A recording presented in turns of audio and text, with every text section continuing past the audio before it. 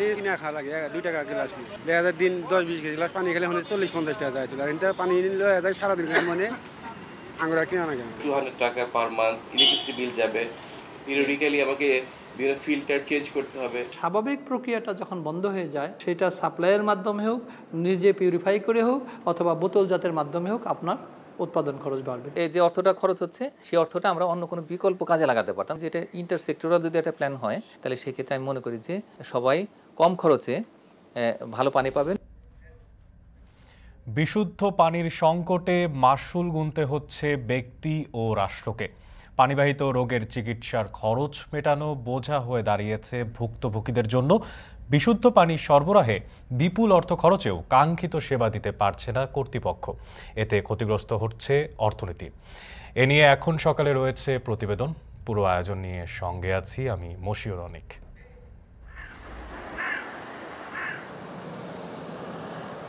টিনের ঘর তো উপরে টিন সাইডেও টিনগুলা এগুলা গরম হয়ে গেলে পুরো ঘর গরম হয়ে যায়। আগে যেগুলো কিনে লইছিলাম 6000 টাকা, এখন এক ফ্যানে 400-500 টাকা করে বাড়িয়ে গেছে। আবহাওয়ার যে অবস্থা সেই অবস্থায় বা সেই প্রেক্ষাপটে এসিটা খুবই প্রয়োজন। ভাত খাইয়ে চলতে পারি না, আবার ফল খামো কই থেকে যেই কামাই। এই গরমে এক কাপ মারলে 1 ঘন্টা বয়ে থাকুন লাগে। ভাত বদলে ভাত খাই, এর বাদে ধরেন কিছু সুগিয়া চা পানি খাই, এই ধরেন আমাকে খাওয়া। গরমে ঘামে একই পরিমাণ পরিশ্রম করে উৎপাদন যা হয় তার ফলে এখানে এমপ্লয়মেন্ট ক্রিয়েশনও হচ্ছে না, ট্যাক্সও তারা দিচ্ছে না, তার ফলে গভর্নমেন্টও সোশ্যাল ওয়েলফেয়ারের কর্মসূচি নিতে পারছে।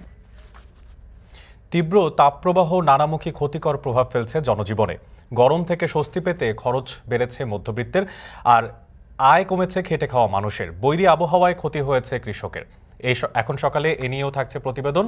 তবে শুরুতেই বিশুদ্ধ পানির সংকট প্রসঙ্গ। বিশুদ্ধ পানির চাহিদা মেটাতে প্রতিনিয়ত নাগরিকদের খরচ করতে হচ্ছে বাড়তি অর্থ, তবুও মিলছে না কাঙ্ক্ষিত ফলাফল। স্বাস্থ্য খাতে রোগীদের খরচ করা 5,000 কোটি টাকার 85% খরচ হয় শুধু পানিবাহিত রোগের জন্য। বিশেষজ্ঞদের মতে 2030 সালের মধ্যে বিশুদ্ধ পানির চাহিদা মেটাতে দরকার প্রায় $940 কোটি। বিস্তারিত জানাচ্ছেন দেবরাজ দেব।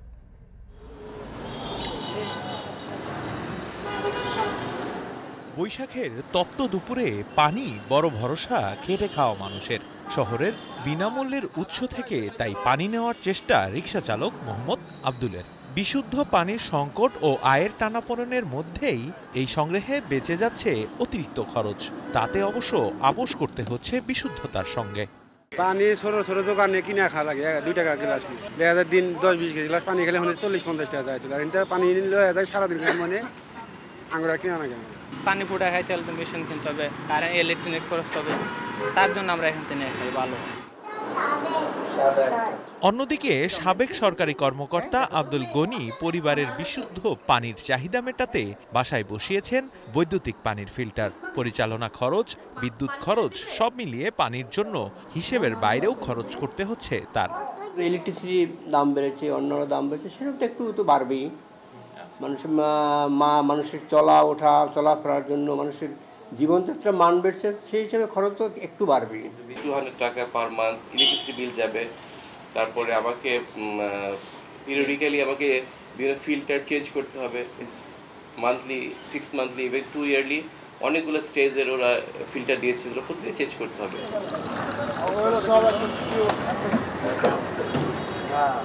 বিশুদ্ধ পানির জন্য চায়ের দোকানিকেও গুনতে হচ্ছে বাড়তি খরচ। প্রতিদিন 300, মাসে 9000 টাকা খরচ করে। এটাই এক্সট্রা খরচ, এটা পানি। দেশে এখন নানা মাধ্যমে নানা মোড়কে বিশুদ্ধ পানি বিক্রি হচ্ছে। গ্লাস প্রতি 2 টাকা থেকে 500 গ্রাম বোতলে গুনতে হচ্ছে 20 টাকা। আর বাসাবাড়িতে পানি বিশুদ্ধকরণ যন্ত্রে খরচ 5,000 থেকে 50,000 টাকা পর্যন্ত। গেল বছরে শুধু একটি কোম্পানি পানি বিশুদ্ধকরণ যন্ত্র বিক্রি করেছে 268 কোটি টাকার। দেশে প্রতি বছর বিশুদ্ধ পানির নিশ্চয়তা অর্জনের লক্ষ্যে হাজার কোটি টাকা খরচ করছে সরকার। কাজ করছে এসডিজি লক্ষ্য পূরণে বিশুদ্ধ পানির নিশ্চয়তা নিশ্চিতে।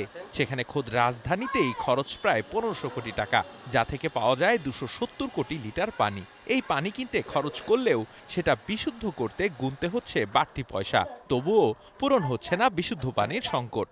আমাদের যে প্লাস্টিকের বোতলে করে যে পানি বাজারজাতকরণ এই প্রক্রিয়াটার সাথেই আমরা দ্বিমত করি, কারণ এই প্লাস্টিকের যে বর্জ্যটা এটা আমার পরিবেশকে মানে ক্ষতি করছে। স্বাভাবিক প্রক্রিয়াটা যখন বন্ধ হয়ে যায়, অস্বাভাবিক প্রক্রিয়া যখন আপনি পানি নিতে চান, সেটা সাপ্লাইয়ের মাধ্যমে হোক, নিজে পিউরিফাই করে হোক, অথবা বোতলজাতের মাধ্যমে হোক, আপনার উৎপাদন খরচ বাড়বে, ব্যবহার খরচ বাড়বে।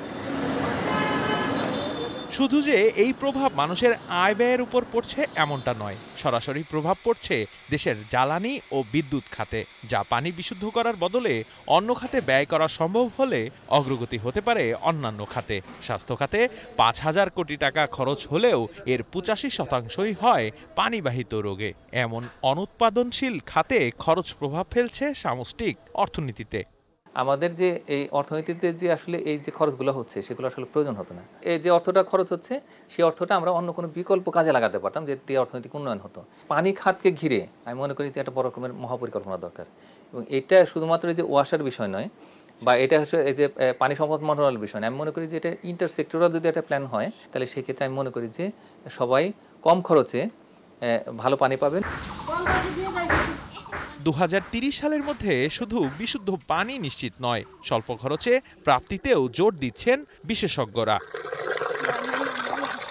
বিভিন্ন গবেষণা সংস্থার হিসেবে আগামী অর্থবছরে ৭৫ লাখ মানুষ বিশুদ্ধ পানি সেবা পেতে পারে ৬,৫০০ কোটি টাকার বিনিময়ে, যাতে দেশের ৬৯% মানুষ বিশুদ্ধ পানি সুবিধার আওতায় আসবে। আর ২০৩০ সালের মধ্যে $৯.৪ বিলিয়ন খরচ করলে সুবিধা পাবে শতভাগ মানুষ।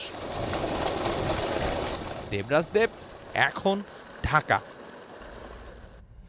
নিম্ন ও মধ্য আয়ের মানুষের কাছে গরম নিয়ে এসেছে বাড়তি খরচ ও আর্থিক টানাপোড়েন। অনেক মধ্যবিত্ত পরিবারের স্বস্তি পেতে সঞ্চয় ভেঙে কিনছেন এসি, এয়ার কুলার ও চার্জার ফ্যান। বিশ্লেষকরা বলছে মধ্যবিত্তের সঞ্চয় ভেঙে ব্যয়ের প্রভাব ফেলবে অর্থনীতিতেও। রাজীব শেখের ছবিতে শাহাদাত অব্রের প্রতিবেদনে বিস্তারিত।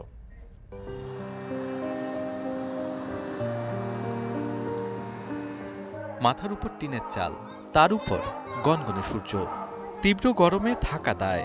তবু ১০ বছর ধরে এই ঘরেই পরিবার নিয়ে বাস করছে জাহাঙ্গীর আলম। উত্তাপ থেকে বাঁচতে রয়েছে একটি টেবিল ও একটি সিলিং ফ্যান, তাও হাঁসফাঁস অবস্থা। প্রয়োজন আরও বড় ফ্যানের, কিন্তু আর্থিক সীমাবদ্ধতায় এইটুকুই সম্বল। গরম প্রত্যেক বছরের পরে কিন্তু এবার মনে হইতেছে একটু গরমটা বেশি। টিনের ঘর তো, উপরে টিন, সাইডেও টিনগুলা, এগুলা গরম হয়ে গেলে পুরো ঘর গরম হয়ে যায়। সিলিং ফ্যান এখন কাজ হয় না, সিলিং ফ্যানের বাতাস অনেক গরম। ঋতু পরিক্রমায় গ্রীষ্মের শুরু, আর এর সাথে তাপপ্রবাহে পুড়ছে চারপাশ। শহরের অলিগলির ফুটপাতে শীতল শরবতের দোকানগুলো বলে দিচ্ছে গরমে খরচ বেড়েছে সব শ্রেণী পেশার মানুষের। গরমে সুস্থ থাকতে ফলের দোকানেও বিক্রি বেড়েছে। রসালো দেশীয় ফল খানিকটা স্বস্তি দিলেও দীর্ঘ হচ্ছে প্রতিদিনের খরচের তালিকা। গাড়ির মধ্যে খুব গরম তাপ, এই গ্রামে যে অবস্থা, ঢাকাতেও একই অবস্থা। তাপের গরমে মানুষের কোনো শান্তি নেই বর্তমান। শুধু কি বাড়ির বাইরে বের হলেই খরচ? বাড়িতে একটু প্রশান্তি পেতেও গুনতে হচ্ছে অর্থ। সিলিং ফ্যান ও চার্জার ফ্যান কেনার চাপও বেড়েছে অনেকটাই। তাপমাত্রা বাড়ার সাথে সাথে অতিরিক্ত ফ্যানের প্রয়োজন দেখা দিচ্ছে। সেই সাথে নষ্ট হওয়া ফ্যান মেরামতেও অনেকেই ছুটছেন পাড়া মহল্লার ইলেকট্রনিক্স দোকানে। সেখানে চলছে স্বল্প অর্থে মধ্যবিত্তের খরচ কমানোর চেষ্টা। ইউজও বেশি, নষ্টও বেশি হয়। আর এখন আমাদের ইনকাম তো সীমিত ইনকামের মধ্যে দিয়ে এই পুরানটাই ঠিক করে চলতে হয়। আর তো মনে হয় বর্তমানে এখানে তো কোনো চললো কোনো কাম হয়, একবার চললো এই গরমই লাগে বাতাস। ফ্যানের চাহিদা এতটাই বেড়েছে যে যোগান দিতে হিমশিম খাচ্ছে কারখানা। তাই বিক্রেতারাও চাহিদা অনুযায়ী বিক্রি করতে পারছে না ফ্যান, আর আগের থেকে দামটাও বেড়েছে। প্রকারভেদে প্রতিটি চার্জার ফ্যানের দর বেড়েছে অন্তত ১,০০০ টাকা। ধরেন আমরা আগে যেগুলো কিনে লইছিলাম ৬,০০০ টাকা, এখন ৭,০০০ টাকা, ৭,২০০, ৭,৩০০। কালকেও মাল আনছি, এক ফ্যানে ৪০০-৫০০ টাকা করে বাড়িয়ে গেছে। মালের অর্ডার দিয়েছি, এখন মাল দিতে পারতেছে না। উত্তপ্ত রোদ চাহিদা বাড়িয়েছে এসির। বাহারি সাজে সেজেছে শোরুমগুলো। এসি এখন আর ধনীদের আয়সী পণ্যের মধ্যে সীমাবদ্ধ নেই। বিলাসী শীতাতপ নিয়ন্ত্রণ যন্ত্র এখন হয়ে উঠেছে প্রয়োজনীয় পণ্য। নতুন এসি কিনতে তাই তো দোকানে দোকানে ভিড় করছে ক্রেতারা। সঞ্চয় ভেঙে পছন্দের এসি কিনতে ছুটছেন মধ্যবিত্তরাও। আবহাওয়ার যে অবস্থা, সেই অবস্থা বা সেই প্রেক্ষাপটে এসিটা খুবই প্রয়োজন। মধ্যবিত্ত বা আমাদের মতো লোকেদেরই সমস্যা বেশি, আমরা তো ওদিকেও যেতে পারতেছি না। এখন ফ্যান আগুন 24 ঘন্টা চলতেছে, কোনো লাভ হচ্ছে না। লাস্টে এখন এসি কিনে, এখন 16,000 টাকা দেয়, পুরানা এসি কিনেন, এসি কিনে এখন ঘরে চালাই। সংশ্লিষ্ট ব্যবসায়ীরা বলছে, আবাসিক ও বাণিজ্যিক উদ্দেশ্যে প্রতি বছর গড়ে 5,000 কোটি টাকার এসি বিক্রি হয়। এপ্রিল, মে ও জুন মাসে এসি বিক্রি হয় সবচেয়ে বেশি। বছরের 90% বিক্রি হয় এই 3 মাসে। গরম বাড়ার সাথে সাথে বেড়েছে এসির চাহিদা, আর গত বছরের তুলনায় সেই চাহিদা বেড়েছে 20 থেকে 25%। গত বছর 5 লাখ এসি বিক্রি করা গিয়েছিল, এমনটাই দাবি বিক্রেতাদের। তবে তাদের আশা এবছর 6 লাখেরও বেশি এসি বিক্রি করতে পারবে তারা। আর যারা কিনা এসি সরবরাহ করে তারা বলছে এই বছর এতটাই চাহিদা বেড়েছে যে তারা দিয়ে চাহিদা পূরণ করতে পারছে না। অন্য সময়ের তুলনায় কিছুটা বেড়েছে নতুন এসির দাম। 1 টনের এসির দাম 50,000 টাকা থেকে শুরু, আর সর্বোচ্চ 2 টনের এসি 75,000 টাকায় পাওয়া যাচ্ছে। গত বছরের তুলনায় একটু প্রাইস বৃদ্ধি পেয়েছে, তবে তুলনামূলকভাবে চাহিদা আছে। মোটামুটি কাস্টমার রেসপন্স করছে খুব ভালো এবং তারা পারচেসও করতেছে আমাদের কাছ থেকে। শুধু নতুন এসি নয়, পুরনো এসি কিনতে ও সারাতে বেড়েছে ব্যস্ততা। এসির মিস্ত্রি ও দোকানে বেড়েছে কাজের চাপ। গরমের সার্ভিসটা হলো এসি নতুন ফিটিং করতেছি আমরা, নতুনের চাহিদাটা বেশি, এবং আমাদের সার্ভিসিং নর্মাল যে সার্ভিসিংটা হয় এই সার্ভিসিংটা চলতেছে, খালি ওয়াশ করা। নতুন তো কেনার সামর্থ্য নেই এখন, আমরা মধ্যবিত্তরা হয়তো সেকেন্ড হ্যান্ড এসি নেওয়ার জন্য আগ্রহী, সেই ক্ষেত্রে দাম তাও কম না। মধ্যবিত্তের খরচের খাতায় বাড়তি বিদ্যুৎ বিলের সাথে যুক্ত হয়েছে ফ্রিজ কেনার খরচও। বিশ্লেষকরা বলছে, এই ঋতুতে গরমের স্বস্তি পেতে সঞ্চয় ভাঙছে মধ্যবিত্তরা। অসুস্থ হলেও খরচ হচ্ছে জমানো অর্থ, এতে ব্যাংকের তারল্যে ও অর্থনীতিতে প্রভাব পড়ছে। গরমের কারণে পুরো মানুষের, বিশেষ করে যে মধ্যবিত্ত বা নিম্নবিত্ত যারা রয়েছেন, তাদের জীবনযাপনের যে ব্যয় সেটা যেমন বেড়ে গেছে, এবং একই কারণে কিন্তু আসলে যেহেতু ইনফ্লেশনও আছে, এই কারণে কিন্তু এই যে তাদের প্রকৃত আয় অনেকটাই কমে যাচ্ছে। এবং আরেকটা যেটা উদ্বেগের বিষয় সেটা হচ্ছে যে মধ্যবিত্তরাই কিন্তু যে সঞ্চয়ের মূল যোগানদাতা, তাদের ব্যয় বেড়ে যাওয়ার মানে হচ্ছে যে জাতীয় সঞ্চয় কমে যাওয়া। এমনিতেই ব্যাংক একটা লিকুইডিটি ক্রাইসিসের মধ্যে আছে, আর যেহেতু এটা সংকোচনমূলক মুদ্রানীতি হচ্ছে, তো যদি তাদের খরচ বেড়ে যাওয়ার কারণে সঞ্চয়টা কমে যায়, তাহলে সেক্ষেত্রে এটার প্রভাব কিন্তু নেতিবাচক। বৈশাখের এই রৌদ্র ঝড়ে বদলে যায় জীবনযাত্রা, বদলায় ব্যক্তিগত অর্থনীতি। তীব্র এই তাপপ্রবাহ আমাদের জীবন ও অর্থনীতির অবস্থার আরও পরিবর্তন আনবে বলে অভিমত অর্থনীতি বিশ্লেষকদের। শাহাদাত অফ্র, এখন, ঢাকা। তীব্র গরমের প্রভাব পড়ে শ্রমিক নির্ভর অর্থনীতিতেও। অর্থনীতিবিদরা বলছেন, গরমে অধিক শ্রমে নানাবিধ রোগ শোকে আক্রান্ত হয়ে স্বাভাবিক কর্মক্ষমতা হারাচ্ছে মানুষ। মৌসুমী রোগ প্রতিরোধে সমাজের নিম্ন আয়ের মানুষের আর্থিক অবস্থার পরিবর্তনে বিশেষ উদ্যোগ নেয়ার তাগিদ দিয়েছেন তারা। আরও জানাচ্ছেন রাব্বি হোসেন, ছবি তুলেছেন রাসেল আহমেদ।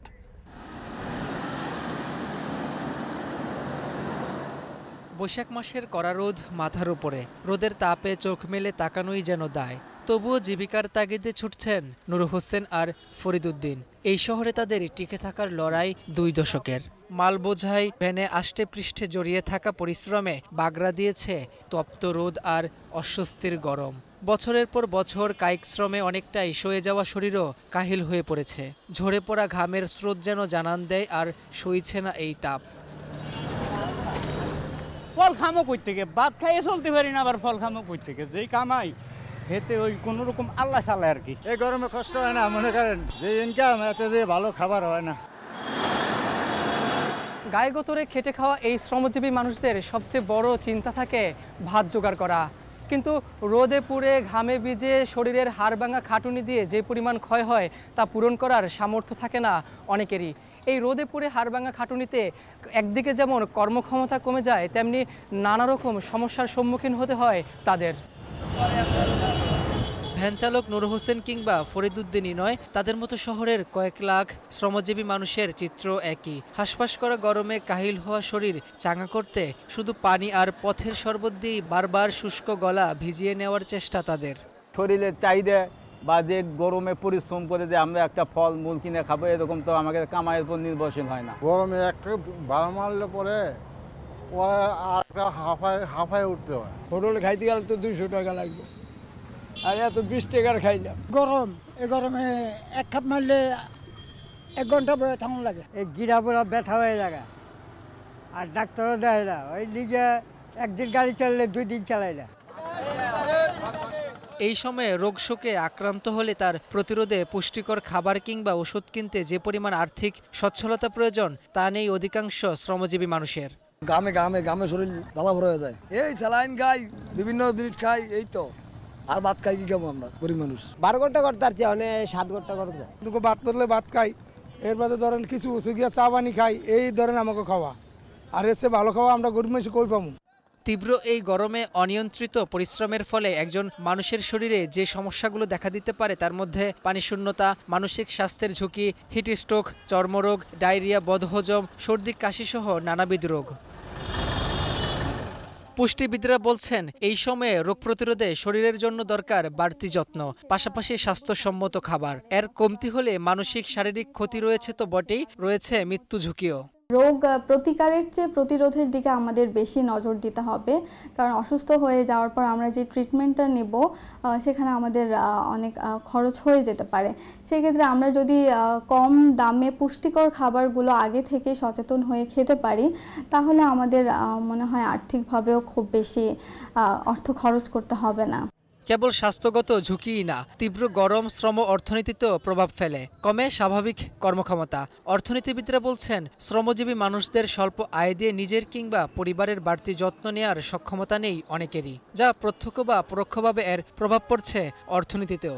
গরমে, ঘামে, কষ্টে একই পরিমাণ পরিশ্রম করে উৎপাদন যা হয় তার চেয়ে কমে যায়। 2-3 রকম প্রবলেম। প্রথম প্রবলেম হলো আমি খাওয়া পাচ্ছি না, দ্বিতীয় প্রবলেম হলো আমি অস্বাস্থ্যকর খাওয়ার, অপুষ্টিকর খাওয়া পাচ্ছি, তৃতীয় প্রবলেম হলো রোগ হলে রোগের চিকিৎসা পাচ্ছি না। তার ফলে এখানে এমপ্লয়মেন্ট ক্রিয়েশনও হচ্ছে না, ট্যাক্সও তারা দিচ্ছে না, তার ফলে গভর্নমেন্টও সোশ্যাল ওয়েলফেয়ারের কর্মসূচি নিতে পারছে না। বিশ্লেষকরা মনে করেন মৌসুমী রোগ প্রতিরোধে সমাজের নিম্ন আয়ের মানুষের আর্থিক অবস্থার পরিবর্তন জরুরি। পাশাপাশি হতদরিদ্র এই শ্রমজীবী মানুষদের জন্য সরকারের বিশেষ উদ্যোগও প্রয়োজন। তা সম্ভব হলে কর্মক্ষমতা যেমন বাড়বে তেমনি অর্থনীতির চাকাকে করবে আরও গতিশীল। রাব্বি হোসেন, এখন, ঢাকা। অনাবৃষ্টি আর তীব্র তাপদাহে সংকটে রাজশাহীর বরেন্দ্র অঞ্চলের ধান চাষ। গরমে দেখা দিচ্ছে ধানের গোড়া পচন, পোকার আক্রমণ সহ পানির অভাব। প্রকৃতির বৈরী আচরণে চৈতালি ধান পরিপুষ্ট করতে সেচ, কীটনাশকে বাড়ছে ব্যয়। সজীব আহমেদের ক্যামেরায় রাকিবুল হাসানের রিপোর্টে বিস্তারিত। চৈতালি ধানের স্নিগ্ধ সবুজে ভরপুর বরেন্দ্র এলাকার মাঠঘাট। তবে মাথার ওপরে সূর্যের রুদ্ররূপে গেল কয়েক সপ্তাহ জুড়ে পড়ছে হেক্টরের পর হেক্টর ফসলি জমি। চাষিরা বলছেন এই সময়ে যে পরিমাণ পানির প্রয়োজন তার এক ফোঁটাও নেই এখানে, যাতে পড়তে হচ্ছে সংকটে। কাকা, এই বরেন্দ্র এলাকায় ধানের কি অবস্থা, বৃষ্টি কি হচ্ছে? মানে আজ ধরেন যে 3 মাস থেকে বৃষ্টি নয়, মানে যেখানে আগে উঠতো 1 ঘন্টাতে 1 বিঘা মাটি হইতো, এখন 2 ঘন্টা 2.5 ঘন্টা দিয়েও হয় না পানি। তাতে আমাদের খুব একটু দুর্ভিক্ষ হয়ে গেছে, শিলিয়ারে পানি দিতে হয়। তবে পানি নিয়ে সমস্যায় পড়েনি বরেন্দ্রের উঁচু গ্রাম ডালহানলাঙ্গির এলাকার কৃষক স্টেফান কিস্কু। সপ্তাহ জুড়ে 39 থেকে 40 ডিগ্রি সেলসিয়াস তাপমাত্রার ভ্যাপসা গরমে তার ক্ষেতে জমে থাকা পানিতে পচন ধরেছে ধানের গোড়ায়। পানি তো দিতেই হয়েছে, পানি দেওয়ার পরেও তারপরে গরমে এই পচন লাগছে, শীষ কাটা, বাইল কাটা, তোমার লাগছে, পোকা লাগছে। এই গরমে বরেন্দ্র জুড়ে 70,200 হেক্টর জমিতে ধানের সেচ আর রোগবালাই নিয়ে বিপাকে আছেন রাজশাহীর 3.5 লাখ কৃষক। এবারে জানুয়ারি থেকে মার্চ পর্যন্ত 5,26,500 বিঘায় চৈতালি বোরো ধানের আবাদ করেছেন চাষিরা। এতে অধিকাংশ জমিতে বঙ্গবন্ধু 100, ব্রি 85-86, বিনা 14, 17, 24, 25 ও জিরা জাতের ধানের চাষ হয়েছে। তবে এবারে বৃষ্টি না থাকায় ধান চাষে শতভাগ নির্ভর করতে হয়েছে ভূগর্ভস্থ পানির ওপরে। সেচের এই পানি বেশিক্ষণ ভিজিয়ে রাখতে পারছে না বরেন্দ্রের শুষ্ক মাটি, যাতে 3 মাসে 12টি সেচের পরিবর্তে দ্বিগুণ হয়েছে পরিমাণ। এদিকে গেল সপ্তাহ জুড়ে অতিরিক্ত তাপমাত্রায় পচন আর পোকার আক্রমণ ঠেকাতেও প্রতি বিঘা জমিতে কীটনাশক খরচ হচ্ছে অতিরিক্ত 700 টাকা। তাতে বিঘায় ধান উৎপাদনে খরচ বেড়েছে প্রায় 2400 টাকা। আবহাওয়ার যে পরিস্থিতি এখন দাঁড়িয়েছে, আমরা তো খুব ভয়াবহনকের মধ্যেই আছি। যে কোনো মুহূর্তে ধরেন বৃষ্টিও হচ্ছে না, যে কোনো মুহূর্তে আপনার ওই শিল পাথর পড়ে ধান আমাদের নষ্ট হতে পারে। এখন টিউবওয়েলে পানি ধরেন যে কভার করতে হচ্ছে না। আমার আজ পানির দরকার, আজকে আমরা পানি পাচ্ছি না, হয়তো 5 দিন পর কি 10 দিন পর পানি পাবো। আপনার যে খরচ হয়েছে জমিতে, খরচটা উঠবে কি উঠবে না বলতে পারছি না। এছাড়া রুক্ষ শুষ্ক বরেন্দ্রে প্রচণ্ড তাপদাহে ফসলের পরিচর্যায় শ্রমিক ব্যয় বাড়লেও কমছে কর্মঘণ্টা। তাতে যত্নের অভাবে পড়েছে ফসল। এতে আশানুরূপ উৎপাদনে প্রভাব পড়তে পারে বলে শঙ্কা কৃষকের। এই রোদ্রে আপনার খুব কাজ করতে খুব কষ্ট হয়, গরম পড়ে, গা ঘামে। আজ সকালে 10টা 11টা পর্যন্ত কাজ করি, আবার বিকেলে সন্ধ্যা আসরের পর ছাড়া কাজ করা হচ্ছে, এত রোদের তাপ। 2-3 ঘন্টা করছি কাজ, আবার দুপুরে বাসা চলে যাচ্ছি, আবার 4টার সময় আসতেছি, আর আবার 2 ঘন্টা করে আবার বাসা চলে যাচ্ছি। কৃষি বিভাগ বলছে অতিরিক্ত তাপপ্রবাহ থাকলেও ফসল উৎপাদনে প্রভাব পড়বে না। আর অর্থনীতিবিদরা বলছেন অতিরিক্ত খরচের বিষয় বিবেচনা করে দাম নির্ধারণ করতে হবে ধানের। বিশেষ করে থোড় অবস্থা থেকে শক্ত দানা পর্যায় পর্যন্ত যেন আর মাটিতে পানির কোনো ঘাটতি না থাকে, সেজন্য জমিতে 5 থেকে 7 সেন্টিমিটার কৃষক পানি ধরে রাখবে এবং আশা করছি যে আমাদের যে উৎপাদন লক্ষ্যমাত্রা, সেই উৎপাদন লক্ষ্যমাত্রা আমাদের অর্জিত হবে। সরকার একটা দাম নির্ধারণ করে দেয়, কিন্তু সেই দামে কৃষকরা আসলে বিক্রি করতে পারে না, কারণ কৃষকদের ইমিডিয়েটলি তাদের জাস্ট ফসল ওঠার পরে বিক্রি করতে হয়। আরেকটা বিষয়, সরকার যে এটা ক্রয় করে, এটা মাঠ পর্যায়ে সে ক্রয় করা উচিত, কারণ এই উপজেলা পর্যায়ে একজন প্রান্তিক কৃষকের পক্ষে যে সেখানে ওই 2 মণ 3 মণ ধান নিয়ে যাওয়াটা আসলে সম্ভব নয়। কৃষিপণ্য উৎপাদনে প্রাকৃতিক বৈরিতার সবচেয়ে বড় সুযোগ নেয় স্থানীয় ফড়িয়া ব্যবসায়ী, মহাজন আর আড়তদাররা। তবে এই প্রাকৃতিক বৈরিতা উপেক্ষা করে কৃষক তার যে অতিরিক্ত মূলধন ব্যয় করে ফসলের বিক্রি শেষে সেই কৃষকেরই জেরের খাতা ভারী হয়। তাই পণ্যের বিক্রি বা পণ্যের মূল্য নির্ধারণে প্রান্তিক কৃষকদের দাবি প্রাকৃতিক বৈরিতাকে বিবেচনা করা। রাকিবুল হাসান, এখন, রাজশাহী। এখন সকালে নিচ্ছে একটা বিরতি, ফিরছি একটু পরেই, সাথে থাকুন।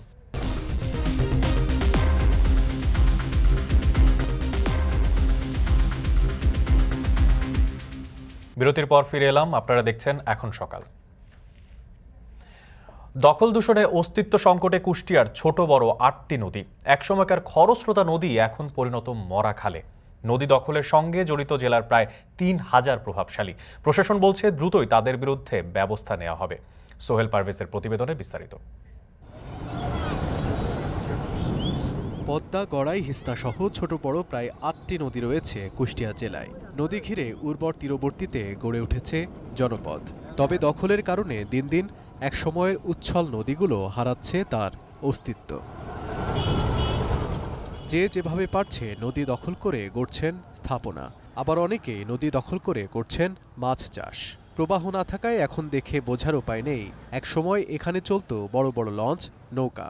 নদীর জায়গা দখল করে কিছু অসাধু ব্যক্তিবর্গ যারা গরুর খামার বা দোকানপাট, বাড়িঘর নির্মাণ করছে, সেই বাড়িঘরের নির্মাণের কারণে নদীর জায়গা বা নদীর যেই প্রশস্ত ছিল সেটা সংকোচ হয়ে আসছে। দখল এবং দূষণমুক্ত হয় তাহলে পরিবেশের ভারসাম্য যেমনি হবে, পানির প্রবাহ ঠিক থাকবে। আস্তে আস্তে পরিবর্তন, জায়গা বন্ধ হয়ে যাচ্ছে, গোসল করার জায়গা নাই, পানি নাই। নদী যদি তার স্বাভাবিক ধারায় চলতে পারে তাহলে সে মানুষকে দেবে, জীব জগৎকে দেবে, এই জাতিকে দেবে, এই দেশকে দেবে। নদী পুনরুদ্ধারের ক্ষেত্রে বাংলাদেশের অনেক আইন আছে, সেই আইনগুলোর প্রপার ইউটিলাইজ করতে হবে। দখলদারের বিরুদ্ধে জেল জরিমানা সহ নানাবিধ শাস্তিযোগ্য অপরাধ আছে, কিন্তু নেই শুধু আইন প্রয়োগের ব্যবস্থাটুকু। সরকারি হিসেবে প্রায় 3000 প্রভাবশালী দখলদার রয়েছে কুষ্টিয়ায়। দ্রুতই যাদের বিরুদ্ধে ব্যবস্থা নেওয়া হবে বলে আশ্বাস জেলা প্রশাসকের। পানি উন্নয়ন বোর্ডের সহযোগিতায় অবৈধ দখলদারের যে তালিকা প্রস্তুত করা হয়েছে, সেই তালিকা অনুসারে ইতিমধ্যে আমরা কিছু দখল উচ্ছেদের কার্যক্রম গ্রহণ করেছি এবং এটি আমাদের প্রতিনিয়ত এই কার্যক্রম চলমান থাকবে। এটি একটি রুটিন কাজ, তবে এই বিষয়ে আমরা আরও বেশি তৎপর হব। নদীর নাব্য ফেরাতে বেশ কিছু প্রকল্প হাতে নেওয়া হয়েছে বলে জানায় পানি উন্নয়ন বোর্ড। খননের সাথে সাথেই উচ্ছেদ কার্যক্রম পরিচালিত হয়, যেহেতু উচ্ছেদ করার পরে যদি সেটা কার্যক্রম পরিচালিত না হয় সেক্ষেত্রে আবার দেখা যায় যে অবৈধ দুষ্কৃতিকারী কিছু লোকজন এগুলোর অবৈধ স্থাপনা করে। সেক্ষেত্রে আমরা দীর্ঘ পরিকল্পনা হিসেবে ডিপিপিতে আমরা এটা অন্তর্ভুক্ত করছি। ডিপিপি পাস হলেই আমরা এটার উচ্ছেদ কার্যক্রম শুরু করব। দখলমুক্ত হয়ে নদী ফিরে পাবে তার হারানো অস্তিত্ব, নদী তীরে দেখা যাবে ভেসে থাকা নৌকা, এমন স্বপ্ন কুষ্টিয়াবাসীর। এখন কুষ্টিয়া। জামালপুরের 10 শয্যা বিশিষ্ট হাসপাতালের উদ্বোধনের পার হয়েছে দীর্ঘ 6 বছর, তবে এখনও পুরোপুরি চালু হয়নি মা ও শিশুদের জন্য নির্মিত এই হাসপাতাল। এতে দুর্ভোগ নিয়েই দূরের জেলা সদর হাসপাতালে ছুটতে হয় প্রসূতি মা ও শিশুদের। আরও জানাচ্ছেন জুয়েল রানা। জামালপুরের চরাঞ্চলে শিশু ও গর্ভবতী নারীদের জন্য বারোয়ামারি এলাকায় নির্মাণ হয় 10 শয্যা বিশিষ্ট মা ও শিশু কল্যাণ কেন্দ্র। তবে উদ্বোধনের 6 বছর পার হলেও 4 কোটি 71 লাখ টাকার এই হাসপাতালের পুরোপুরি সুফল পাচ্ছেন না স্থানীয়রা। পর্যাপ্ত লোকবলের অভাবে তালা ঝুলছে অধিকাংশ রুমের দরজায়। মনে করছে যে এখানে আসলে আমরা উপকৃত হব বা ডেলিভারি করে ঠিকমতো হতে পারবো, কিন্তু কোনো ব্যবস্থা নাই। না থাকার দরুন আমাদের খুব কষ্টে আছে, আমরা ছোট এলাকার মানুষ। কোটি টাকা ব্যয়ে এই হাসপাতালটি নির্মাণ হলো। এখানে ওষুধ এবং ডাক্তারের স্বল্পতার কারণে এখানে কিন্তু হাসপাতালটি আমরা চিকিৎসা সেবা থেকে বঞ্চিত হচ্ছি। ভালো একটা ডাক্তার নাই, ভালো একটা নার্স নাই, ঠিকমতো ওষুধপাতি দেয় না। পরিপূর্ণভাবে চালুর আগেই ভবনের অনেক জায়গায় ফাটল দেখা দিয়েছে, নষ্ট হচ্ছে দামি জিনিসপত্র। তাই স্থানীয়রা ঘরের কাছে মা ও শিশুদের স্বাস্থ্যসেবা নিশ্চিত করতে দ্রুত এই সেবাদান কেন্দ্রটি পূর্ণাঙ্গভাবে চালুর দাবি জানায়। এলাকায় একটা প্রতিষ্ঠান হইলে যে এলাকারও একটা উন্নত একটা ব্যবসা প্রতিষ্ঠান করতে পারবো, বেকারত্ব দূর হবে, আমাদের না হোক পাশের এলাকায় হবে, অন্য এলাকায় হবে। আমাদের দাবি যে আমরা ডাক্তার চাই, আমরা ঠিক মতন ওষুধ চাই। সংশ্লিষ্টরা বলছেন বর্তমানে 10 শয্যা বিশিষ্ট মা ও শিশু কল্যাণ কেন্দ্রটিতে নার্স, ফার্মাসিস্ট, নৈশ প্রহরী, আয়াসহ 5 জন কর্মরত রয়েছেন। তবে এটি পূর্ণাঙ্গভাবে চালাতে একজন মেডিকেল ল্যাব টেকনোলজিস্ট, 2 জন মেডিকেল অফিসার সহ বেশ কিছু পদে জনবল প্রয়োজন। আমাদের এখানে মেডিকেল অফিসার দেওয়ার পরে যা আর কি কার্যক্রম হবে, আমাদের ঊর্ধ্বতন কর্তৃপক্ষে আমাদের আশ্বাস দিয়েছে যে যত সম্ভব তাড়াতাড়ি সম্ভব এখানে আমাদের কার্যক্রম চালু করা হবে। ম্যান পাওয়ারের অভাবেই এটা চালু হচ্ছে না। আর ফার্নিচার, অপারেশন থিয়েটার, এগুলোর ফার্নিচার হয়তো লোকবল নিয়োগ হলে গভর্নমেন্ট সরবরাহ করবে। হাসপাতালে জনবল নিয়োগে স্থানীয় বিভাগ সহ বিভিন্ন মহলের সঙ্গে আলোচনা চলছে বলে জানিয়েছেন স্থানীয় জনপ্রতিনিধি। প্রসবকালীন সময়ে সেখান থেকে আসা মানে খুব দুরূহ ব্যাপার, এবং যে কোনো সময় যে কোনো দুর্ঘটনা ঘটতে পারে। সেটা প্রসবকালীন সময় মাও দুর্ঘটনায় পতিত হতে পারে। সেই জন্য সেখানে মা ও শিশু কল্যাণ কেন্দ্রে জনবল নিয়োগের মাধ্যমে মানুষের সেবা প্রদানের জন্য কর্তৃপক্ষকে বিশেষ অনুরোধ জ্ঞাপন করছি। পরিবার পরিকল্পনা বিভাগের কর্মকর্তারা বলেন, জনবল সংকটে আংশিকভাবে সেবা কার্যক্রম চালানো হচ্ছে। জনবল নিয়োগ হলে সেবা আরও বাড়ানো সম্ভব। নিয়োগের সার্কুলার হবে, তারপরে জনবল নিয়োগ হবে।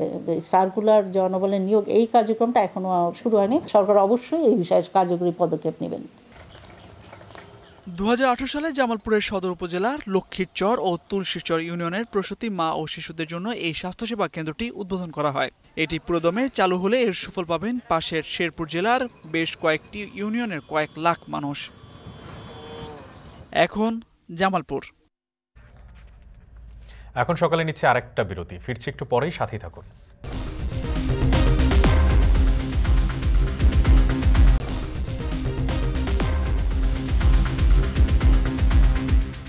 বিরতির পর ফিরে এলাম, আপনারা দেখছেন এখন সকাল।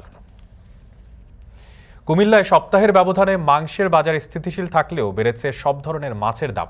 আকার ও জাতভেদে কেজিতে 20 থেকে 50 টাকা বাড়তি গুনতে হচ্ছে ক্রেতাদের। এ নিয়ে আরও জানাতে কুমিল্লার চমচম ব্রিজ বাজার থেকে যুক্ত হচ্ছেন সহকর্মী মাসুদ আলম।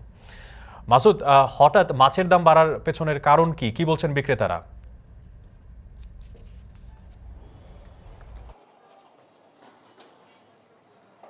অনেক মাছ বাজার চড়া হওয়ার কারণ হিসাবে আসলে ব্যবসায়ীরা বলছেন যে মাছের যে উৎপাদন সেটা কিন্তু কমে আসতে শুরু করে, সেই সঙ্গে খাবারের দামের বৃদ্ধির কথাও কিন্তু তারা বলছেন। আমি রয়েছে কুমিল্লা নগরীর টমটম ব্রিজ বাজারে। এখানে সকাল থেকে কিন্তু বিভিন্ন দূর দূরান্ত থেকে ব্যবসায়ীরা মাছ নিয়ে এসেছেন। এখানে খুচরা বিক্রেতারা বলছেন যে মাছের যে মৌসুম এখন শেষ পর্যায়ে, যার কারণে কিন্তু বিভিন্ন ফিশারিগুলোতে মাছের উৎপাদনের যে পরিমাণ সেটা কিন্তু কমে আসছে, পানির পরিমাণও কমে আসছে, যার কারণে মাছের ধরা কম পড়ার থাকার কারণে সরবরাহ কম বাজারে। আমরা দেখেছি যে কুমিল্লা বাজারে যে সকল মাছ বিক্রি হচ্ছে, রুই, কাতল, মৃগেল, পাঙ্গাস, তেলাপিয়া এই ধরনের মাছের গায়ে কিন্তু স্বাভাবিকের তুলনায়, বিশেষ করে রমজানের ঈদের আগের তুলনায় কিন্তু পরে যদি আমরা পার্থক্য করি তাহলে 20 থেকে 50 টাকা বেড়েছে কেজিতে। আজকের বাজারে রুই বিক্রি হচ্ছে 280 থেকে 380 টাকা পর্যন্ত, সে সঙ্গে তেলাপিয়া বিক্রি হচ্ছে 220 থেকে 250 টাকা। এই সঙ্গে পাঙ্গাস, যেটা কিন্তু এখন দ্রব্যমূল্যের যে ঊর্ধ্বগতি সে অনুসারে নিম্ন মধ্যয়ের কিন্তু মানুষের নাগালের মধ্যে থাকা এই পাঙ্গাসের দাম কিন্তু এখন বেড়ে বিক্রি হচ্ছে 170 থেকে 250 টাকায়। সে সঙ্গে মৃগেল মাছ বিক্রি হচ্ছে 180 থেকে 250 টাকায়। আমরা দেখেছি যে এই রাজগঞ্জ বাজার, সে সঙ্গে কুমিল্লা যে আমি যেখানে রয়েছি টমছম রিজ, কুমিল্লা নগরের অন্যান্য যে বাজারগুলো রয়েছে, খুচরা বাজারগুলো রয়েছে, সেগুলোতে কিন্তু একই অবস্থা। তবে ব্যবসায়ীরা শুধু একটি কথাই বলছেন যে তারা শুধু বলছেন যে খাবার দাম বৃদ্ধি এবং পরিবহন খরচ সব কিছু মিলিয়ে তারা পুষিয়ে নেওয়ার জন্যই কিন্তু এই বাড়তি দরে বিক্রি করতে হচ্ছে বাধ্য হয়ে। সে সঙ্গে আমি যদি মাংসের বাজারের কথা বলি, মাংসের বাজারে কিন্তু স্থিতিশীল অবস্থা রয়েছে। রমজান ঈদের আগে মাংসের বাজার একটু চড়া ছিল, তবে এখন 750 টাকায় বিক্রি হচ্ছে প্রতি কেজি গরুর মাংস। সে সঙ্গে আমরা যদি খাসির দামের কথা বলি, খাসির দামও কিন্তু স্থিতিশীল অবস্থা রয়েছে। সে সঙ্গে যদি মুরগির বাজারের কথা বলি, মুরগির বাজার গত যে ঈদে এক সপ্তাহ আগে, ঈদের পরের এক সপ্তাহ থেকে কিন্তু এই সপ্তাহে কিন্তু কিছুটা দাম কমেছে। কেজিতে আপনার 10 থেকে 15 টাকা কমেছে। যেখানে লেয়ার বিক্রি হয়েছিল 350 টাকা, সেখানে লেয়ার এখন বিক্রি হচ্ছে 340 টাকায়। সে সঙ্গে ব্রয়লার মুরগির কথা যদি বলি, ব্রয়লার মুরগি বিক্রি হচ্ছে আজকের বাজারে 330 টাকায়। সে সঙ্গে সোনালী মুরগি বিক্রি হচ্ছে 330 টাকায়, ব্রয়লার বিক্রি হচ্ছে 230 টাকা।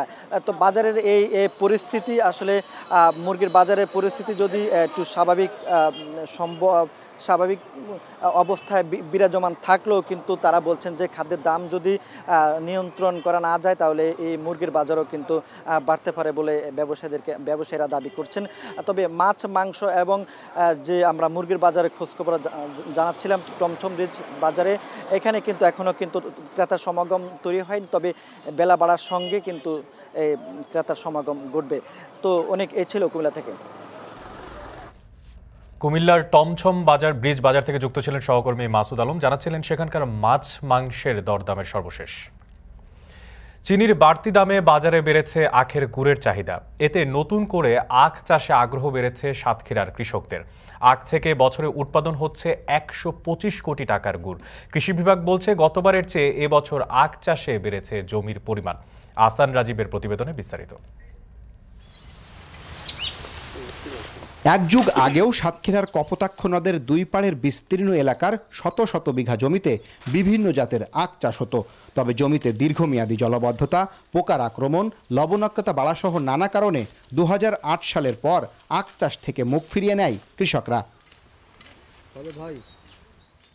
সম্প্রতি বাজারে আখের গুড়ের চাহিদা বাড়ায় নতুন করে এই অঞ্চলের কৃষকরা ঝুঁকেছেন আখের চাষে। লবণ সহিষ্ণু কিছু জাতের আখের চাষ করেও এসেছে সফলতা। আখের উৎপাদন ভালো হলেও আশপাশে কোনো চিনিকল না থাকায় তৈরি করা হচ্ছে গুড় ও পাটালি। কেউ কার্তিক মাসে রয়, তারা হইতেছে বাড়াই করে ফ্রি কার্তিক মাসে, আর যারা মাঘ মাসে রয় তারা হইতেছে ফাল্গুন মাসে বাড়াই করে, মাঘ মাসেও বাড়াই করে। জলবদ্ধতার কারণে কিছুদিন বন্ধ ছিল, বন্ধ থাকার পরে ইদানিং এসে আজ আবার ধরেন 2-3 বছর আখ চাষ শুরু হয়েছে। বিঘা প্রতি 1 থেকে 1.5 লক্ষ টাকা বেচা কিনা হয়। চিনির দাম বাড়ার কারণে আখ লাগানো হয়েছে এবং চাহিদা বৃদ্ধি পেয়েছে, যার কারণে আমরা খরচ করে আখ লাগাচ্ছি এবং সামনে আরও লাগাবো। 1 বিঘা জমিতে আখ চাষে খরচ 25 থেকে 30 হাজার টাকা, আর বিঘা প্রতি উৎপাদন হয় 5 থেকে 6 হাজার কেজি, যা থেকে তৈরি করা হয় প্রায় 500 কেজি গুড়। 200 টাকা কেজি দরে যার বর্তমান বাজার মূল্য 1 লাখ টাকা। সেই হিসেবে 1 বিঘা জমিতে আখ চাষ করে কৃষকের লাভ প্রায় 70 হাজার টাকা। যেহেতু লাভজনক ফসল এই উঠেছে, কারণ হচ্ছে গুড়ির দাম বেশি, যার কারণে চাষিরা এখন চাষে আকৃষ্ট হচ্ছে বেশি। পানিবদ্ধ থাকার কারণে, আখে ভাইরাস আসার কারণে কোনো আখ লাগানি হইতো না, কিন্তু এখন সে বৃষ্টি সরে গেছে এবং ভাইরাস কম আসার কারণে নতুন করে আখ আবার লাগাচ্ছে। কৃষি বিভাগ বলছে সাতক্ষীরা অঞ্চলে আখ উৎপাদন বাড়াতে নানা উদ্যোগ নিয়েছে সরকার। এরই মধ্যে জেলায় লবণ সহিষ্ণু বিভিন্ন জাতের আখ চাষ বাড়ছে। ক্লাইমেট স্মার্ট টেকনোলজির মাধ্যমে আখ চিবিয়ে খাওয়া আখ সম্প্রসারণের জন্য চেষ্টা চলছে। দাম বেশি পাওয়ায় বর্তমানে কৃষকগণ এটা কিছুটা হলেও সম্প্রসারণ হচ্ছে, আগামীতে আরও সম্প্রসারণ হবে বলে আমার আশা। কৃষি বিভাগের তথ্য মতে গত বছর সাতক্ষীরায় 150 হেক্টর জমিতে আখ চাষ হয়েছিল, আর চলতি বছর 20 হেক্টর বেড়ে আখের আবাদ হয়েছে 170 হেক্টর জমিতে। আহসান রাজীব, এখন সাতক্ষীরা। এখন সকালে নিচ্ছি আরেকটা বিরতি, ফিরছি একটু পরে, সাথেই থাকুন।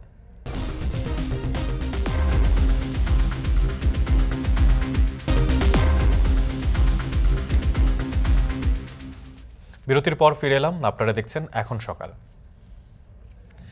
গৃহযুদ্ধে জয় পেতে এবার রোহিঙ্গাদের ব্যবহার করছে মিয়ানমার জান্তা সরকার।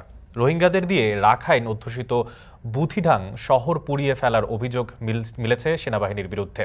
রাখাইন ও রোহিঙ্গাদের মধ্যে জাতিগত বিদ্বেষ উস্কে দেওয়ার মাধ্যমে যুদ্ধ জয়ের কৌশল নিয়েছে জান্তা সরকার, এমনটাই দাবি বিশ্লেষকদের। নাফি আরমান মননের প্রতিবেদনে বিস্তারিত।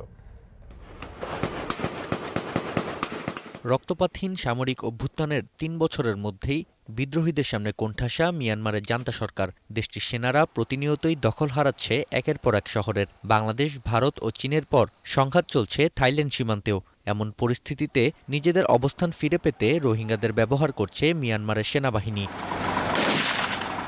সেনা সংকটের জেরে চলতি বছর দেশটিতে জারি করা হয় সেনাবাহিনীতে বাধ্যতামূলক কাজের আইন। রোহিঙ্গা পুরুষদের নাগরিকত্বের পরিচয়পত্র, 1 বস্তা চাল ও মাসিক 1,15,000 কিয়াট বেতনের অঙ্গীকার করা হয়েছে সেনাবাহিনীর পক্ষ থেকে। তবে সাড়া না পাওয়ায় রাখাইন রাজ্য থেকে রোহিঙ্গাদের জোরপূর্বক তুলে নিয়ে নিয়োগ দেয়া হচ্ছে সেনাবাহিনীতে। তাদেরকেই আবার বাধ্য করা হচ্ছে গুরুত্বপূর্ণ শহর বুথিডাং পুড়িয়ে ফেলতে। মিয়ানমারের সংবাদ মাধ্যম ইরাবতীর তথ্য বলছে, ইতোমধ্যেই ছাই হয়ে গেছে শহরটির 1000-এর বেশি স্থাপনা, যার মধ্যে রয়েছে দাতব্য সংস্থা ডক্টরস উইদাউট বর্ডার্সের কার্যালয় ও ওষুধের গুদাম। ইরাবতীকে দেয়া সাক্ষাৎকারে এক রোহিঙ্গা অধিকার কর্মী জানান, জান্তা সরকার জাতিগত সংঘাত ছড়ানোর চেষ্টা করছে, যাতে মানবঢাল হিসেবে ব্যবহার করা হচ্ছে রোহিঙ্গাদের। দেশটির স্থানীয় সংবাদ মাধ্যমগুলোর প্রতিবেদনে জানা যায়, শহর পুড়িয়ে ফেলতে সেনাবাহিনীকে সহায়তা করছে 2টি সশস্ত্র সংগঠন, Arakan Rohingya Salvation Army ARSA ও আরাকান রোহিঙ্গা আর্মি। তবে রোহিঙ্গা অধিকার কর্মীদের দাবি, সংগঠন দুটির সঙ্গে তাদের সম্প্রদায়ের কোনো সংশ্লিষ্টতা নেই। এমনকি জান্তা সরকারের সঙ্গে তাদের সম্পর্কও গোপন ও সন্দেহজনক। গেল মার্চে বুথিডাং, মংরু ও সিতওয়েতে প্রধান বিদ্রোহী গোষ্ঠী আরাকান আর্মির বিরুদ্ধে বিক্ষোভ করে কয়েকশো রোহিঙ্গা। জান্তা মদতপুষ্ট সংবাদ মাধ্যম, টেলিগ্রাম চ্যানেল ও ফেসবুক পোস্টে এই খবর খুবই গুরুত্ব সহকারে প্রচার করা হয়। তবে পরবর্তীতে প্রমাণ মেলে, সেনাবাহিনীতে বাধ্যতামূলক নিয়োগ না দেওয়ার বিনিময়ে বিক্ষোভে পাঠানো হয় রোহিঙ্গাদের। ঘটনা অস্বীকার করে জান্তা সরকারের মুখপাত্র জানান, সামরিক বাহিনীর প্রতি জনগণের সম্মানকে দুর্বল করার জন্য এমন অভিযোগ আনা হচ্ছে। রোহিঙ্গাদের অবৈধ অভিবাসী চোখে দেখে রাখাইনরা। পূর্বে রোহিঙ্গাদের ওপর অনেকবারই দমনপীড়নের অভিযোগ পাওয়া গেছে রাখাইনদের বিরুদ্ধে। তবে গেল 6 বছরে দুপক্ষের মধ্যে সম্পর্কের উন্নয়ন হয়। জাতিসংঘের সাবেক কর্মকর্তা পল গ্রিনিংয়ের মতে, জাতিগত বিভেদই পারে জান্তা সরকারকে টিকিয়ে রাখতে। তাই রোহিঙ্গাদের ব্যবহার করে বিদ্বেষ ছড়ানোর চেষ্টা করছে সেনাবাহিনী। নাফি আরমান মনন, এখন বিশ্ব। মধ্যপ্রাচ্যের অস্থিরতায় দ্বিমুখী নীতিতে অবস্থান করছে যুক্তরাষ্ট্র, এমনটাই অভিযোগ বেশ কয়েকজন চীনা গবেষকের। তাদের মতে, ইসরায়েলের কর্মকাণ্ডে নিন্দা না জানিয়ে উল্টো ইরানের ওপর নিষেধাজ্ঞা দিচ্ছে যুক্তরাষ্ট্র। জাহানারা ভুইয়ার প্রতিবেদনে বিস্তারিত। হামাস ইসরায়েল যুদ্ধ শুরুর পর থেকে ইসরায়েলকে সামরিক, অর্থনৈতিক সহ সব ধরনের সহায়তা দিয়ে আসছে ঘনিষ্ঠ মিত্র যুক্তরাষ্ট্র। তবে অবরুদ্ধ গাজায় বেসামরিক নাগরিকদের উপর গণহত্যা চালানোয় তেল আবিবের প্রতি কিছুটা নাখোশ হলেও সমর্থন অব্যাহত রেখেছে ওয়াশিংটন। তবে গেল শনিবার ইসরায়েলের ভূখণ্ডে ইরান যখন হামলা করে বসে, তখন তেল আবিবকে বাঁচাতে ঠিকই পাশে দাঁড়ায় মার্কিন প্রশাসন। ইরানের ছোড়া 3 শতাধিক ড্রোন ও ক্ষেপণাস্ত্র প্রতিহত করতে ব্যবহার করা হয় যুক্তরাষ্ট্রের আকাশ প্রতিরক্ষা ব্যবস্থা, আর এর জেরে ইরানের উপর জারি করে নতুন নিষেধাজ্ঞা। এদিকে ইরানের বিরুদ্ধে কোনো প্রতিশোধমূলক হামলায় যুক্তরাষ্ট্র যোগ দেবে না বলে সাফ জানিয়ে দেয় পেন্টাগন। এমনকি ইরানে ইসরায়েলের হামলায় তাদের কোনো সহযোগিতা ছিল না বলেও দাবি করে মার্কিন পররাষ্ট্রমন্ত্রী। কিন্তু ইরানে তেল আবিবের হামলা নিয়ে কোনো ভালো মন্দ প্রতিক্রিয়াও দেখায়নি যুক্তরাষ্ট্র। এমন দ্বিমুখী আচরণই মধ্যপ্রাচ্যকে অস্থিরতার দিকে ঠেলে দিচ্ছে যুক্তরাষ্ট্র, অভিযোগ চীনা বিশ্লেষকদের। 对于美国来讲和以色列，他们共同压制伊朗这个目标是完全一致的。在任何的以色列和伊朗的对垒中，美国肯定是。চীনা বিশ্লেষকের মতে ইসরায়েল ও ইরান যদি যুদ্ধে জড়িয়ে পড়ে তবে এতে ঘি ঢালবে যুক্তরাষ্ট্র। এর কারণ হিসেবে তিনি বলেন, সিরিয়ার দামেস্কে ইরানি কনসুলেটে তেল আবিবের হামলার মধ্য দিয়ে দুদেশের বৈরিতার সূত্রপাত। এই ঘটনায় ওয়াশিংটন নিন্দা না জানিয়ে প্রতিশোধমূলক হামলার কারণে ইরানের উপর নতুন করে নিষেধাজ্ঞা জারি করেছে। একই ঘটনা দেখা যায় গাজা ইস্যুতেও। গাজায় মানবিক সংকট জিইয়ে রাখার পেছনেও হাত রয়েছে যুক্তরাষ্ট্রের। 现在正在把中东推向战乱的深渊。你比如说，就这次这个伊朗和以色列之间的这个矛盾冲突，那是由于以色列违反国际法，炸了伊朗的外交机构，他们没有进行谴责。 মধ্যপ্রাচ্যের অস্থির পরিস্থিতির মধ্যে যুক্তরাষ্ট্রের আসন্ন প্রেসিডেন্ট নির্বাচনকে সামনে রেখে ইরান ইসরায়েল দ্বন্দ্বে অনেকটাই মুখে কুলুপ এঁটে বসে রয়েছে জো বাইডেন প্রশাসন। জাহানারা ভুঁইয়া, এখন বিশ্ব। এবার খেলার খবর। জাতীয় দলের হয়ে খেলেননি, তবে আইপিএল মাতাচ্ছেন ভারতের ঘরোয়া লিগ থেকে উঠে আসা এমন 5 ক্রিকেটার। তাদের তাক লাগানো পারফরমেন্সে লাভবান হচ্ছে ফ্র্যাঞ্চাইজিগুলো। আরও জানাচ্ছেন এসকে শাওন। 21 বছর বয়সে প্রতি ঘন্টা গতিতে বোলিং করেন 156 কিলোমিটার। স্বাভাবিকভাবেই তাকে নিয়ে আলোচনা হওয়ার কথা, হচ্ছেও তাই। আইপিএলে 150 কিলোমিটারের বেশি গতিতে বোলিং করা মায়াঙ্ক যাদবকে নিয়ে ক্রিকেট বিশ্লেষক আর ভক্তদের উৎসাহের কমতি নেই। লখনৌ সুপার জায়ান্টসের হয়ে খেলা এই পেসার জাতীয় দলের জার্সি এখনও গায়ে জড়াননি, কিন্তু গতির ঝড় তোলায় ভারতীয় পেস ইউনিটে শীঘ্রই যুক্ত হতে পারেন তিনি, এমনটাই মনে করছেন ক্রিকেট বোদ্ধারা। দিল্লির হয়ে ঘরোয়া ক্রিকেট খেলা যাদব আইপিএলে খুব বেশি ম্যাচ খেলেননি, তবে 20 লাখ রুপির এই পেসার স্বল্প ম্যাচ খেললেও আলো ছড়িয়েছেন। রাজস্থান রয়্যালসের হয়ে খেলা রিয়ান পরাগ আগেও আইপিএল খেলেছেন, তবে এবারের মতো ধারাবাহিক ছিলেন না। পয়েন্ট টেবিলে রাজস্থানের ইতিবাচক অবস্থান ধরে রাখার নেপথ্যে বড় ভূমিকা রয়েছে তার। তাছাড়া এই মুহূর্তে ব্যাটিং গড়ের দিক দিয়ে সেরাদের তালিকায় আছে রিয়ান পরাগের নাম। রাজস্থানে প্রায় 4 কোটি রুপি পাওয়া আসামের এই ক্রিকেটার জাতীয় দলে ডাক পাননি, তবে এমন পারফরমেন্স ধরে রাখতে পারলে ভারতীয় নির্বাচকরা তাকে বিবেচনা করতে পারেন। সানরাইজার্স হায়দ্রাবাদের হয়ে খেলা অভিষেক শর্মার স্ট্রাইক রেট 200-র কাছাকাছি। গেলবারের আইপিএলেও তিনি পারফর্ম করেছিলেন, তাই এবার দাম পেয়েছেন 6.5 কোটি রুপি। বেশি মূল্য পাওয়া এই ক্রিকেটার নির্বাচকদের আস্থার প্রতিদান দিচ্ছেন। এবার 2টি ম্যাচে দলকে জেতাতে সামনে থেকে নেতৃত্ব দিয়েছেন। বোলিংয়ে আশানুরূপ না হলেও তার উইলোবাজিতে টিম ম্যানেজমেন্ট সন্তুষ্ট। পাঞ্জাব কিংসে ফিনিশারের ভূমিকায় খেলা আশুতোষ শর্মা ব্যাটিংয়ে আলো ছড়াচ্ছেন। তরুণ এই ক্রিকেটার 4 ম্যাচে করেছেন 156 রান। তার দাপুটে ব্যাটিং যে কোনো ম্যাচেরই মোড় ঘুরিয়ে দিতে পারে, তাই আশুতোষের ওপর আস্থা রাখছে পাঞ্জাব কিংস। আশুতোষের সতীর্থ শশাঙ্ক সিং দলের নিয়মিত মুখ। আইপিএলের কয়েকটি ম্যাচে নিজের সামর্থ্যের জানান দিয়েছেন তিনি। গুজরাট টাইটান্সের বিপক্ষে 29 বলে তার 61 রানের ইনিংসটা ছিল নজরকাড়া। এসকে শাওন, এখন। শেষ করছি এখন সকাল। এখন টেলিভিশন ওয়েবসাইটে দেখতে ভিজিট করুন www.ekon.tv। এছাড়া এখন টেলিভিশন ফেসবুকে দেখতে ভিজিট করুন facebook.com/tv.ekon এবং ইউটিউবে এখন টেলিভিশন দেখতে ভিজিট করুন youtube.com/c/ekon।